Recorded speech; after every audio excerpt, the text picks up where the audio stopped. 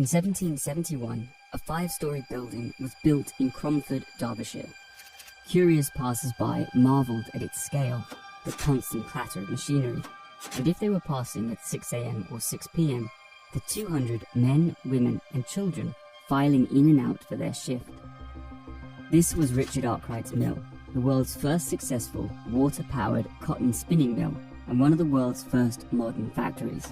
What would have appeared alien in the 1770s became increasingly commonplace in many towns and cities just a few decades later, transforming British cities, the economy, society, and eventually even British politics.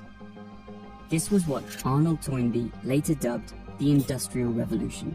Small workshop and domestic manufacturing, undertaken with simple hand tools and human-powered machines, was gradually overtaken by factory production, in which water and steam powered larger and more complex machines. The textile industry was one of the first to embrace steam power on a large scale, with Manchester, later dubbed Cottonopolis, becoming the world's first industrial city. What made all this possible? Steam engines, a vital component of industrialization, need an efficient and controllable source of heat, which coal provided. Thanks to improvements in mining technology and a natural abundance of coal in Britain, this could be extracted in greater quantities than ever before. This freed the economy from its earlier energy constraints, previously limited to what could be harnessed by burning wood or powered by man or horse. The Wheel Virgin steam engine could do the work of 953 horses. It's not enough, though, to simply dig up coal. You then need the infrastructure to get it where it needs to go. Moving it around by sea or rivers was not always efficient, and was at the mercy of tides and the weather. This led to investment, initially by mine owners, in canals. In 1761, the Duke of Bridgewater opened a canal between his colliery at Worsley and Manchester, which, within weeks of its opening, halved the price of coal. By 1851, there were over 2,000 miles of canal in use. At the same time, new turnpike roads were being constructed, paid for by tolls on passing traffic. This helped dramatically reduce inland journey times. By the 1830s, it was possible to get from London to Edinburgh in just 2 days by stagecoach. 50 years earlier, the same journey took 2.5 weeks. Coal also spurred the development of the railways. In 1758, the first Act of Parliament to authorise the construction of a railway was to enable Charles Brandling to move coal from his colliery in Middleton to Leeds, 3 miles away.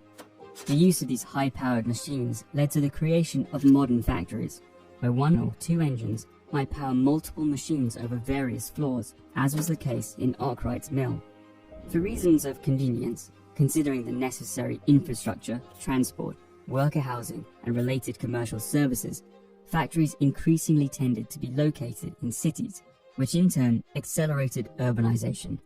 A similar concentration occurred with labor.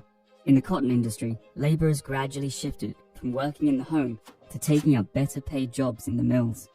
For some, this meant gaining new skills in managing and working the machines. For many others, this resulted in being de-skilled and relegated to repetitive drudgery. This large, often precariously employed workforce developed a class consciousness, albeit fragmented, and began to organize on an unprecedented scale. Workers called for improvements to living conditions, employment rights, their children's education, and the vote to ensure Parliament listened to these demands. The Industrial Revolution also led to the creation of a new, prosperous class of industrialists who could amass huge fortunes, enabling them or their descendants to join the old elite. Sir Robert Peel, for example, was the son of a cotton textile manufacturer. These were the men who successfully secured the vote with the Great Reform Act of 1832. Working class men would have decades more to wait. Despite the extraordinary changes occurring, we should not overstate the scale of industrialization before 1850. The largest occupational category in 1851 remained agriculture, followed by domestic service. As Professor David Cannadine writes, the number of men working as blacksmiths was greater than the number employed in ironworks, and more men worked with horses on the roads than with steam engines on the railways.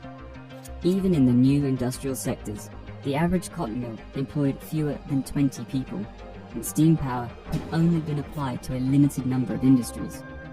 It was then appropriate that Britain at mid-century should be known as the workshop of the world, rather than the factory of the world.